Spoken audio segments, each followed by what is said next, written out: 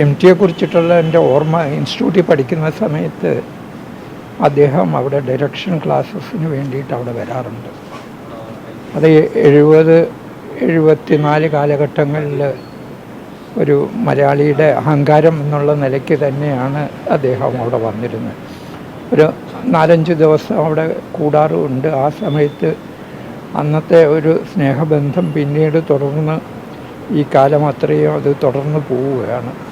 കാരണം ഇന്ത്യയെക്കുറിച്ചിട്ടുള്ള പലപ്പോഴും നമ്മൾ ആലോചിക്കുകയാണെങ്കിൽ അദ്ദേഹം വളരെ സ്നേഹമുള്ള ഒരു വ്യക്തിയാണ്. പലപ്പോഴും മനസ്സിൽ ഒരുപാട് കാര്യങ്ങൾ സൂക്ഷിച്ചു വെക്കുമെങ്കിലും ഒരാളെ വളരെ വേദനിപ്പിക്കുന്ന രീതിയിൽ പ്രവർത്തിക്കുന്ന ഒരു വാക്കുകളും അദ്ദേഹം ഉപയോഗിച്ചിരുന്നില്ല എന്നുള്ളത് ആണ് അദ്ദേഹത്തിൻ്റെ ഏറ്റവും വലിയൊരു സംസ്കാരമായിട്ട് ഞാൻ കാണുന്നത്. ഇവിടെയൊക്കെ തന്നെ വളരെ വ്യക്തതയുള്ളത്, ഞാൻ ഫിലിം ഇൻസ്റ്റിറ്റ്യൂട്ടിൽ നിന്ന് പാസ്സായി പുറത്തു വരുന്ന സമയത്ത് അദ്ദേഹം വളർത്തുമൃഗങ്ങൾ എന്ന് പറഞ്ഞ ഒരു പടം ചെയ്യുന്നതിനെ പറ്റിയിട്ട് ആലോചിച്ചു. ആ വളർത്തുമൃഗങ്ങളാണ് പിന്നീട് അരവിന്ദേട്ടൻ്റെ തമ്പായിട്ട് മാറിയത് ജനറൽ പിക്ചേഴ്സ് ചെയ്ത സമയത്ത്. അപ്പം ഇവിടെ നമുക്ക് അദ്ദേഹത്തിൻ്റെ ഏറ്റവും നല്ലൊരു ഓർമ്മ, ഞാൻ മഞ്ഞിൻ്റെ കാലത്ത് അദ്ദേഹത്തിൻ്റെ ബുക്ക് തന്നെ അദ്ദേഹം ഡയറക്റ്റ് ചെയ്തു. ഞാൻ ഫോട്ടോഗ്രാഫി ചെയ്യുന്നത് സമയത്ത് ഒരു ക്യാമറമാൻ എന്നുള്ള നിലയ്ക്കും പക്ഷേ കുറേ കൂടെ അടുത്ത ബന്ധം പുലർത്താൻ സാധിച്ചിരുന്നു എന്നുള്ളത്.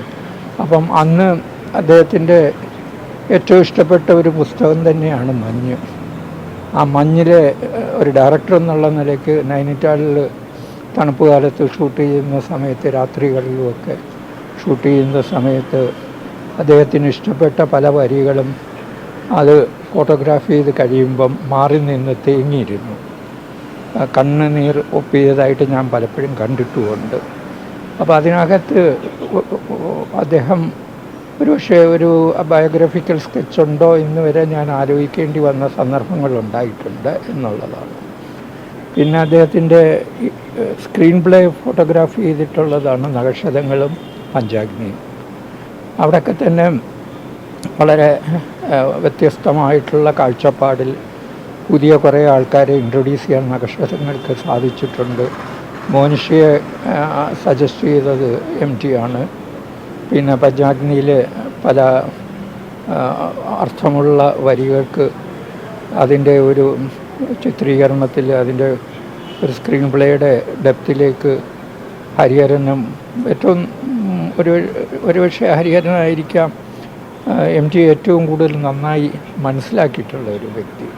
അദ്ദേഹത്തിൻ്റെ അറിവുകൾ ഈ വളരെ ഭേദപ്പെട്ട നിലയിൽ അദ്ദേഹത്തിൻ്റെ ഓരോ വരികളും സ്നേഹപൂർവ്വം അതല്ലെങ്കിൽ അതിൻ്റെ ഇൻഡെപ്ത് മനസ്സിലാക്കി പ്രവർത്തിച്ചിട്ടുള്ള ഒരു വ്യക്തിയാണ് ഹരിഹരൻ.